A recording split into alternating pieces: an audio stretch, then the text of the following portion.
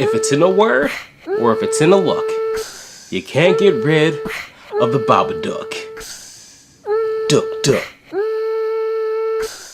Well, The Babadook is a movie that stars S.C. Davis, and it's about S.C. Davis's character, Amelia, whose husband died in a car accident while they were actually driving to the hospital to deliver Samuel, or Noah Wiseman. Fast forward 6 years after the tragedy, Amelia hasn't exactly gotten over it. Noah can't really grasp the fact that his mother is in such deep depression about this. He just tries his best to kind of cope with the situation, and he really wants to make his mother happy, but he just is really fucking weird, man.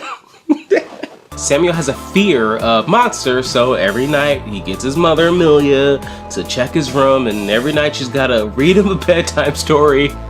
And he sleeps in the same bed with her, literally beating the living shit out of this woman in his sleep. Then one night he pulls the Babadook off of the bookshelf, and that's when the movie kicks in at full throttle. The Babadook instantly pulls you into investing in these characters. S.C. Davis straight up kills it as Amelia. Her performance makes you feel a lot of sympathy for her character. You see her down in the dumps and she just really sells everything about this mindset that she's in. As soon as anyone mentions Oscar, you can't cope. That's not true. It'll be 7 years. Isn't it time you moved on? I have moved on.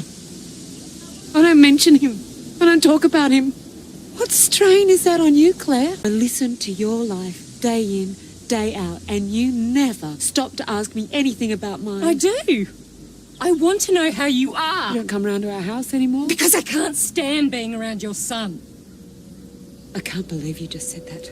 You can't stand being around him yourself. Even Noah Wiseman did a fantastic job in this movie. He started off as some weird, hyperactive, well, like a normal 6-year-old, and then he becomes this kind of sadistic, just fucking annoying little shit, especially when he gets, I guess, possessed by this entity or the Babadook. Either way, can I have a round of applause for S.C. Davis and Noah Wiseman? Drake, come, yep, come on, Drake, get up, start clapping. These two fucking kill it every second there on screen. Going back to my point before about, you know, you feeling sympathy for Amelia and then Noah just being the annoying little shit that he is like, dude, fucking stop it. Your mother's clearly going through something. I know that you don't get it, but please, just fucking tone it down a little bit. Hey, mate. This is for you. My mum always got me a model plane when I was sick. I'm not sick. Oh. I thought... No, he's not actually. The truth is he's so disobedient he can't go to school anymore. You said that's not true. How many 6-year-old boys do you know, Robbie, who still believe in monsters? I hate you. She won't let me have a birthday party and she won't let me have a dance. But once the tables turn, that's when the movie gets you in there, because once the Babadook takes over Amelia, she becomes the asshole, the fuckface, the shithole. She killed the dog. Spoiler alert. Now looking back, I didn't think I'd be able to actually like kind of hate Amelia when she got possessed, because I spent so much time feeling sorry for her in like the first half of the movie, but you know what, her acting fucking sells it, and just the way she just becomes just this big ball of just evil and disgust, and it's like, wow, you're a scumbag too. But now with that, Samuel actually becomes the one that we're sympathetic towards. You don't know how many times I wished it was you, not him, that died. I just want you to be happy. I just want you to be happy. Sometimes I just want to smash your head against a brick wall until your fucking brains pop out. You're not my mother. The way she was treating Samuel later in the movie, it made me feel like complete dirt for basically hating and being absolutely annoyed by his character for the first 35-40 minutes of the movie, and like now you just see him being just berated and just talked down to. He was already bullied before, so we had to kind of act out, and of course that's when, like, you know, hey, Samuel, stop being an asshole, like your mom's going through some shit. The last thing you need to do is start acting up. Your dad died so he didn't have to be with you. That's not true. And your mom doesn't want you. No one wants you.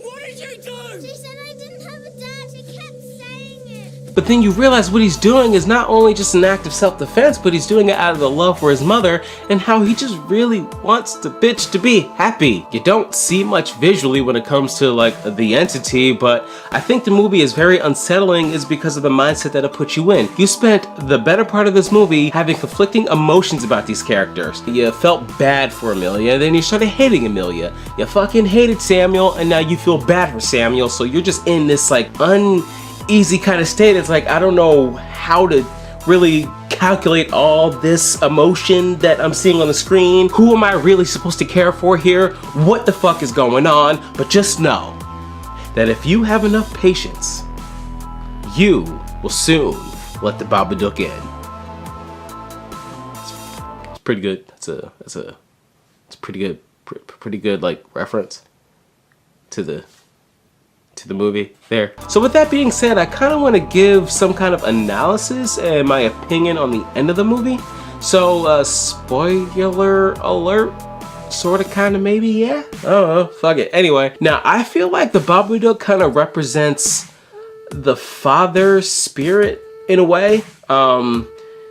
See, being that Amelia never accepted the fact that he was gone and never let it go, and with Samuel kind of just pushing the envelope constantly, you know, he was like very out in the open about what happened. Like, yeah, you know, my dad died in a car crash to drive my mom to the hospital so she can have me, and Amelia just wasn't having that, you know? She just wasn't ready to cope with it. She wasn't ready to accept and just let it, you know, just deal with it. Just live with the fact that this is your reality right now. So of course, the more Amelia actually ends up fighting it, the stronger the Babadook gets, until she finally lets it in. She's letting everything boil down. Of course, that's when she starts lashing out. But I feel like that's just her also just going through and just kind of purging out the rest of the negative emotion she has around it. Okay, back to square one here. Fine. Yes, my husband's dead. I haven't gotten over it, but you know what? Might as well have some open dialogue. Show the world that I'm now coping with this and I'm willing to actually get through this and move on with my life. Now that she's got the burden lifted off of her shoulders, she can finally go on to be happy and shit like that, yo. That shit was touching, son. Almost made me tear up. So with taking that logic in the movie and how I feel, and if I can translate that into like a more general theme, okay, yes, theme, the message, saying if there's anything in life, whether if that's be tragedy or just something negative that you're going through, let it go, let it go. It shouldn't bother you anymore.